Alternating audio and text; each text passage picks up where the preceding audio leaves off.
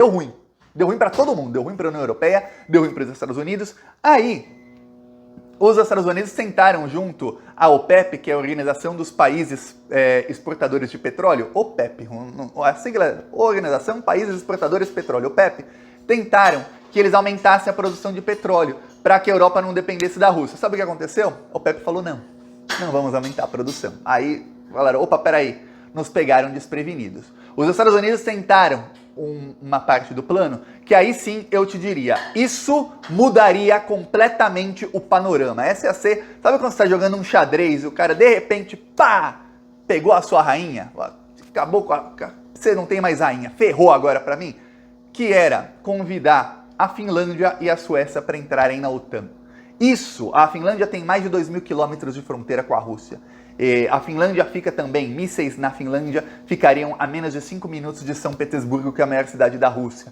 Isso deixaria a Rússia assim, peraí, o que a gente faz agora? Porém, um bom jogador de xadrez já sabe a jogada que o adversário vai fazer muito antes. Então, você já tem que prever umas 10 jogadas lá na frente. Se eu fizer assim, o cara pode fazer isso, ou isso, ou isso, ou isso, ou isso. Pois bem, a Rússia já sabia e a Rússia e a China tinham um aliado na manga, uma carta na manga. Esse aliado se chama Turquia. A Turquia foi convidada 15 anos atrás para entrar na OTAN. A Turquia tem um governo que não é 100% aliado do governo da Rússia ou do governo da China, mas é um governo que tem problemas com a Finlândia, e problemas que não são de fácil resolução. Ou seja, não é uma coisa que amanhã depois vai dar para resolver, não. E aí, a Turquia falou, não aceitamos Finlândia e Suécia na OTAN. Isso pegou os Estados Unidos de surpresa. Os Estados Unidos começaram a tentar que a Turquia fosse sancionada por algumas coisas, tentaram pressionar. O governo turco falou, não, ponto final e acabou. Para um país entrar na OTAN, lembre-se, precisa de unanimidade dos membros para aceitar esse país. Esse é o problema do expansionismo da OTAN. Quanto mais países, mais difícil você ter uma unanimidade, que pode chegar um e falar não. Isso aconteceu. Quando isso aconteceu, os Estados Unidos agora estão de mãos atadas, não tem o que fazer.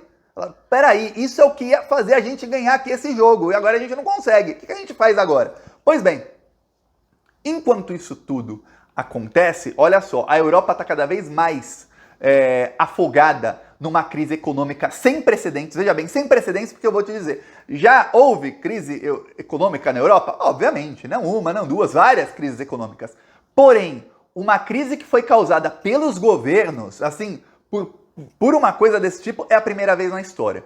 E aí, a crise acontece porque o preço do petróleo aumentou, eles não compram mais tanto petróleo russo como compravam, alguns países como Polônia, Bulgária, alguns outros pararam de comprar, alguns tiveram o fornecimento do gás russo cortado já, os preços foram aumentando e na zona da União Europeia a inflação chegou a quase 9% nos últimos 12 meses. 9%.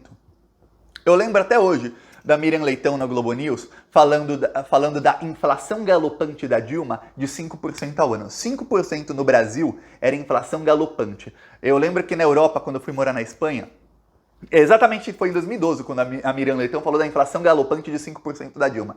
A Europa estava com inflação de 2,5% na zona do euro. E eles diziam, olha, na Espanha onde eu morei, a inflação era de 4%, se não me engano, naquele ano, e era a maior dos últimos 10, 15 anos. Eles estão acostumados a 1%, 0,5% de inflação ao ano. Falaram, caramba, agora imagina, quase 9% de inflação. É uma desgraça econômica muito grande. E lá os salários não aumentam tão rápido como estava aumentando, por exemplo, no Brasil, nos governos Lula e Dilma, que tinha inflação de 5%, mas o salário aumentava 10%. Lá não está acontecendo isso. Então está uma crise econômica sem precedentes. Para piorar, a China conseguiu uma aliada agora importante. Essa aliada se chama Argélia. Você fala, Thiago, Argélia? Argélia é um país no norte da África. A Argélia tem um conflito com Marrocos por conta de um território até pequeno. Eu fico até às vezes surpreso como países em diferentes locais do mundo têm conflitos por pedaços de território que são tão pequenos, mas tem conflito ali com Marrocos por um território. O que acontece é que a China conseguiu convencer a Argélia de que a China está do lado da Argélia nesse conflito. E a Espanha fica ali perto dos dois países, a Espanha importa petróleo da Argélia. A Argélia tem reservas de petróleo muito grandes. A Espanha ficou do lado de Marrocos. a mando dos Estados Unidos. O que a Argélia fez? Cortou o fornecimento de petróleo para a Espanha. Ah, é muita coisa, Thiago? Não, não é. É 10, 15% do petróleo. Mas imagina, corta assim, pum! 10% do petróleo que o país usa assim, do dia para a noite. O que acontece? Os preços começaram a aumentar na Espanha rapidamente. Já estavam aumentando, começaram a aumentar mais. Então, o lado dos norte-americanos, que é Estados Unidos e a Europa Ocidental, está cada vez mais de mãos atadas nisso tudo. E o processo de desdolarização no mundo começou a ser cada vez mais acelerado. Enquanto isso tudo, você deve estar pensando, Thiago, caramba, a coisa tá feia para os Estados Unidos. Onde entrou o Brasil nisso tudo? O Joe Biden chamou o Bolsonaro lá e não tenha dúvidas, o Joe Biden deve ter pedido para o Bolsonaro, olha, pelo amor de Deus, pede para a Petrobras aumentar a produção de petróleo. Os Estados Unidos pediram em março e reforçaram o pedido em abril para a Petrobras aumentar a produção de petróleo para exportar para os Estados Unidos. A Petrobras falou não. O Bolsonaro, que é uma anta, diz que não pode interferir, porque quem toma as decisões é a diretoria da Petrobras. A diretoria da Petrobras não quer aumentar a produção de petróleo, porque se você aumentar a produção, imagina que a Petrobras lucrou 100 bilhões ano passado. Imagina não, lucrou. Vendendo X de petróleo. Se eles aumentarem a produção, o preço cai na mesma proporção. Então imagina que eu tô te comprando por R$1.000 um copo. Tô te comprando por R$1.000 um copo. Só que se eu aumentar a produção de copos, o copo vai diminuir o preço. Então depois eu vou te comprar por R$1.000 2 copos. Eu falo, você vai aumentar a produção de copos? Não vai. Você fala, por que eu vou vender mais copos pelo mesmo preço? Enfim, eu estou perdendo. Exatamente isso. Não só a Petrobras, mas as outras empresas de petróleo falaram, não vamos aumentar a produção. Se o preço aumentar, bom pra gente, vocês que se danem. Vocês não causaram, não quiseram tudo isso aí, que acontecesse tudo isso aí? Vocês não provocaram? Então vamos lá, tenta aí. Aí, os Estados Unidos, num ato de desespero, eles levantaram sanções contra a Venezuela. Levantar sanção quer dizer eles tiraram algumas sanções contra a Venezuela e permitiram que a Europa importasse petróleo da Venezuela. Olha só como é o mundo atualmente. Os Estados Unidos permitem agora que a Europa compre petróleo da Venezuela. Eu vou repetir. Os Estados Unidos têm que permitir que a Europa compre petróleo da Venezuela. O que tem a ver Europa e Venezuela com os Estados Unidos? Esse é o mundo. Os Estados Unidos se acham os reis do mundo e na verdade eles são. Porque eles quem tem que permitir.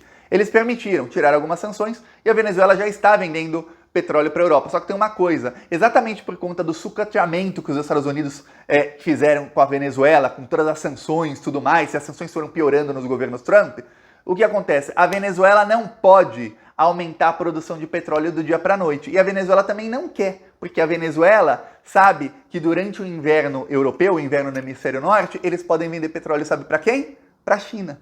A China está aumentando a sua produção agora. Xangai reabriu, estava fechado por conta da pandemia. O governo chinês tem estava com uma ideologia de Covid-0 na China. E isso foi provado que não é bom para a economia chinesa. Então eles estão reabrindo. Se tiver poucos casos, eles não vão mais fechar da maneira que estava. Xangai estava fechado até agora há pouco, até 2, 3 semanas atrás. Então a China está aumentando sua produção e vai precisar de mais petróleo, de mais energia para a indústria chinesa. Então a China já sabe que vai poder importar excedente da Rússia, que não vai mais exportar para a Europa, e vai poder importar também da Venezuela. E vai poder investir para a Venezuela poder aumentar sua produção para financiar não só a China, como os países em desenvolvimento que a China está financiando. A China está financiando industrialização em vários países em desenvolvimento, não só na China.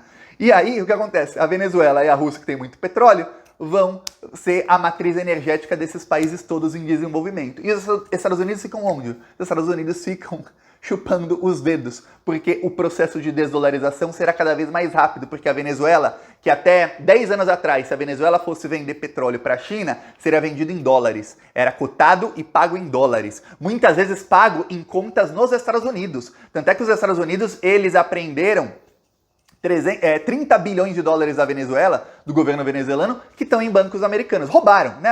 Aprenderam, quer dizer, roubaram dinheiro da Venezuela. Aí, agora os Estados Unidos estão ameaçando a Argélia com sanções, porque a Argélia não está cumprindo os contratos. Engraçado que a Europa também quebrou os contratos com a Rússia, roubou 300 bilhões de dólares dos russos que estavam em bancos europeus, aí não tem problema, mas a Argélia parar de fornecer o petróleo tem problema. E estão ameaçando todo mundo agora.